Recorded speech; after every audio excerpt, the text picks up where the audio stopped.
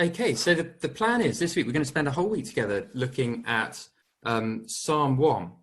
And Psalms are ancient songs. They are truth about God expressed from the heart and to the heart. Okay, that's the great thing about song. It's not just propositional truth. This is truth from someone's heart to our hearts as we engage with it together. And Psalm 1 is deliberately positioned as a kind of gateway through which the whole book of Psalms passes. So Charles Spurgeon, the famous Baptist preacher, described Psalm 1 as the text on which the whole book of Psalms makes up one divine sermon. So if you want to get the Psalms, then Psalm 1 is key for us to understand. And today we're going to get, as I say, we're going to get a bit of an overview of Psalm 1. And the rest of this week, we're going to dwell on a different facet of this diamond. But as we begin, I'm just going to ask you all a question and have a think about this for yourself in your own situation. What is it going to look like for you to prosper at this time? What is it going to look like for you to prosper at this time? Now, I don't know how you respond to that kind of question. Maybe you think, well, frankly, I feel like a mess right now. Talk about prospering. I'm just trying to survive. The only people prospering right now are Zoom and Amazon, perhaps we're thinking.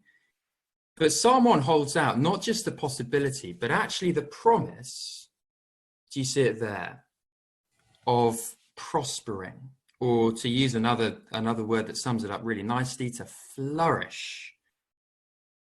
It's a promise, but Psalm 1 tells us it all depends which road we take. It's possible for us to prosper in any circumstance, but it all depends which road we take. Because this psalm shows us two roads leading in two very different directions.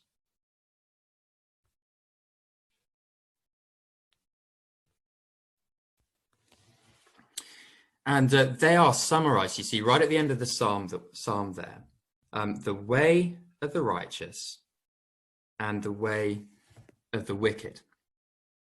So we're just going to kind of work through each of those ways briefly now. And so first then, the way of the righteous. And it begins up here with this word blessed. And the word in the Hebrew is plural. So you might translate it, oh, the blessings that shower down on the person. So this idea of being righteous might seem a little kind of stuffy to our ears, but it's nothing of the sort. This is a road, assures our psalmist, of joy. But those on it have to make a very deliberate choice. And so do you see, blessed is the one who does not, there's the choice to start with, does not walk in step with the wicked, or stand in the way of sinners, or sit in the company of mockers. And so can you see those three verbs, walk, stand, or sit? This is not so much about the company that we keep, but rather, who are we allowing to influence?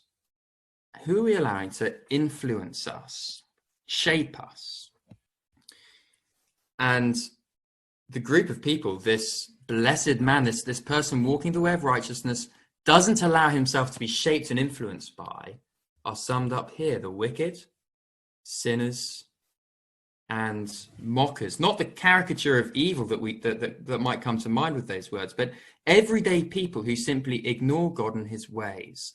And so here is the first choice of the way of the righteous, not to be shaped by the attitudes of a world that ignores God. And then we get this very strong adversative. Okay, that's this big but here. So instead of allowing yourself to be shaped by the world, but whose delight is in the law of the Lord, and who meditates on that law day and night. And so do you see the contrast? Okay, instead of being influenced by the world, this person wants to be influenced by the Lord. He loves to listen to him in his word. and therefore he meditates on that word, that law, day and night. So this is the road of the righteous, wanting to be influenced by the Lord. But where does that way lead? And that's what we get here. That person is like a tree planted by streams of water, which yields its fruit in season and whose leaf does not wither. Whatever they do prospers.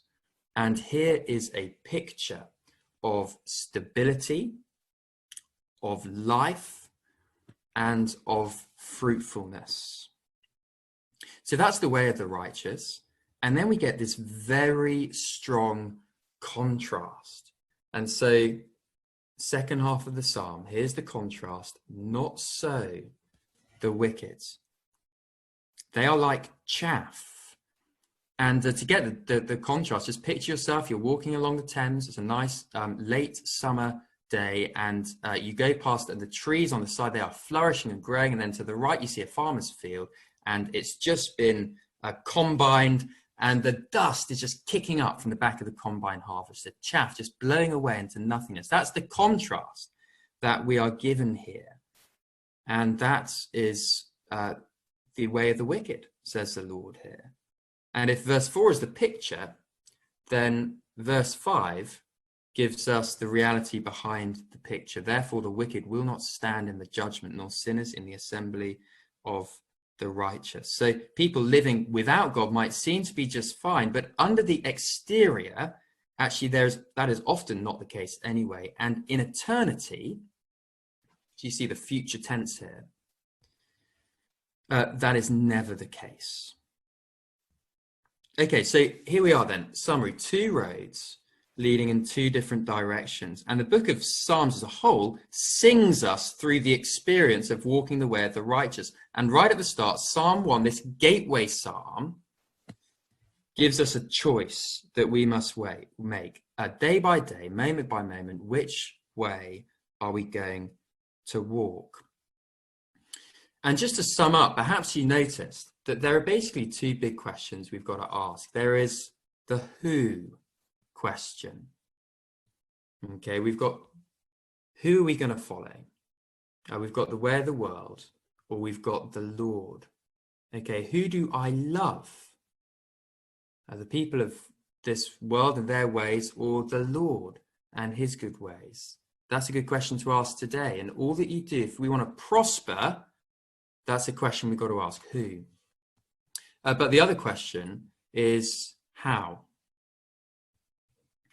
And we're going to dig into this over the rest of the week, but here's where it starts: meditating on the Lord and his word day and night, getting it into our hearts. So that's where we're starting. Here's where we're going to go the rest of the week. We're going to see how to actually walk the way of the righteous. We're going to see, for Christian believers, we do that through Christ, by faith. That's Tuesday, Wednesday, side by side Thursday, and day by day Friday. So we're going to have a great week in Psalm 1 together. Thanks for joining today, and look forward to seeing you for the rest of the week.